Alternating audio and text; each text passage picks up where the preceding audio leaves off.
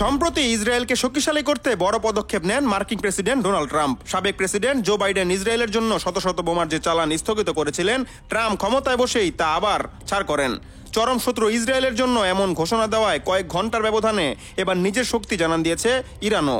ইরানের revolutionary guard বাহিনীর একজন শীর্ষ কর্মকর্তা 28 জানুয়ারি নিশ্চিত করেছেন, রাশিয়ার তৈরি অত্যাধুনিক সুখোই 35 যুদ্ধবিমান হাতে পেয়েছে ইরান। তেহরান দীর্ঘদিন ধরে এ ধরনের যুদ্ধবিমান কেনার জন্য প্রচেষ্টা চালিয়ে আসছিল। খবরে বলা হয়, রাশিয়ার সঙ্গে কিছুদিন আগে 20 বছরের চুক্তি সই করেন ইরান। এতে দুই দেশের সামরিক সম্পর্ক আরো জোরদার হয়েছে। তার ওই ধারাবাহিকতায় রাশিয়ার অত্যাধুনিক সুখোই 35 যুদ্ধবিমান হস্তগত হয়েছে ইরানের। রাশিয়ার তৈরি অত্যাধুনিক এই যুদ্ধবিমান হাতে পাওয়ায় ইরানের সামরিক সক্ষমতা এক লাফে অনেক গুণ বেড়ে যাচ্ছে বলে মনে করছেন বিশ্লেষকরা। এমনকি ইরান এখন ইসরায়েলের মাটিতেও বিমান হামলা চালাতে সক্ষম হবে। ইরান থেকে যতবার সরাসরি ইসরায়েলে হামলা চালানো হয়েছে, প্রতিবার দেশটির ভরসা ছিল মিসাইল। পাল্টা ইসরায়েল জবাব দিয়েছে বিমান হামলা চালিয়ে। তবে এবার ইরানের সেই দুর্বলতার অবসান হয়েছে।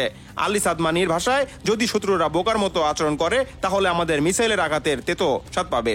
তাদের অধিকৃত কোনো অঞ্চলই আর নিরাপদ থাকবে না। ইরানের বিমান বাহিনীর বহরে রয়েছে শুধু যুক্তরাষ্ট্রের পুরনো মডেলের যুদ্ধবিমান। তাই দেশটির অত্যাধুনিক যুদ্ধবিমান পেতে মরিয়া হয়েছিল।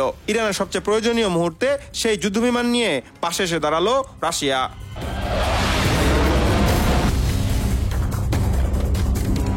Hasibul Hossain Arnab, news 21 national desk.